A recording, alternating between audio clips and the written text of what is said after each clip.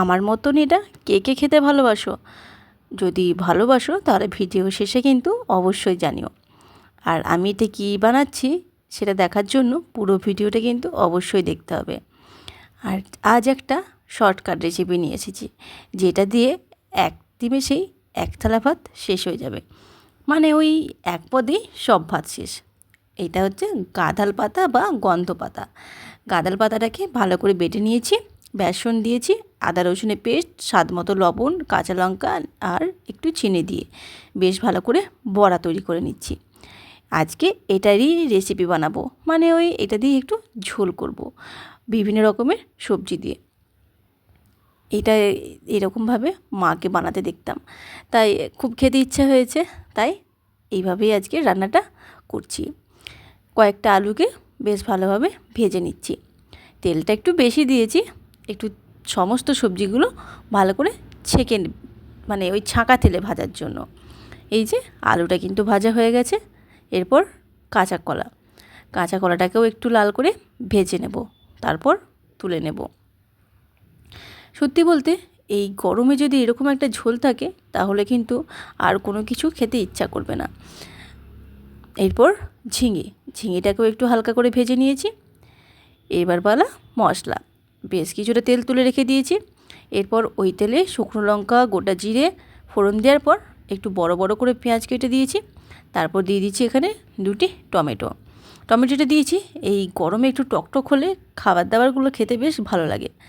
লবণ দিয়ে আর একটু হলুদ দিয়ে দিয়েছি, একটু জিরে গুঁড়ো, একটু ধনে গুঁড়ো আর সবশেষে একটু আদা রসুন পেস্ট।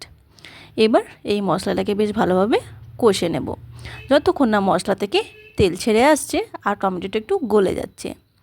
আর একটা এখানে কাঁচা লঙ্কা কুচি করে দিয়েছি। মশলাটা কিন্তু বেশ ভালোভাবে কষানো হয়ে গেছে। এরপর ভেজে রাখা সবজিগুলো দিয়ে দিলাম।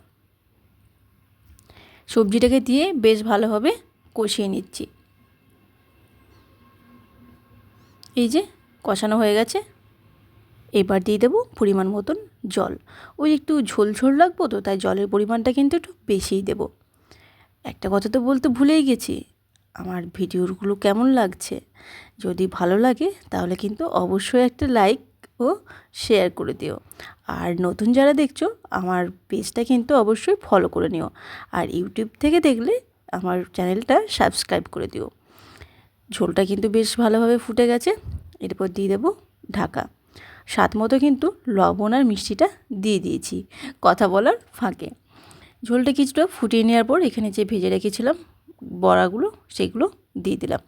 বড়াটা দিয়ে কিন্তু আবারও কিছুক্ষণ ফুটিয়ে নেব, তাতে করে এই বড়ার ফ্লেভারটা কিন্তু ঝোলের মধ্যে বেশ ভালো আসবে। এই যে কতটা লোভনীয় হয়েছে ঝোলটা দেখতে। এইরকম ঝোল খেতে তোমরা কে কে ভালোবাসো কমেন্ট করে কিন্তু অবশ্যই জানিও। আজ কিন্তু আমার একটা ভালো লাগা রেসিপি শেয়ার করলাম। এইরকম একটা ধোয়া ওঠা ঝোল আর ভাত যেন স্বর্গ। উফ, এটা পেলে আর কোনো কিছুর প্রয়োজনই নেই। তো আজকের আমার রেসিপিটা কেমন লাগলো কমেন্ট করে জানালে কিন্তু খুব ভালো লাগবে। আর অবশ্যই যেন একটা লাইক করে দিও। দেখা হবে পরের রেসিপিতে।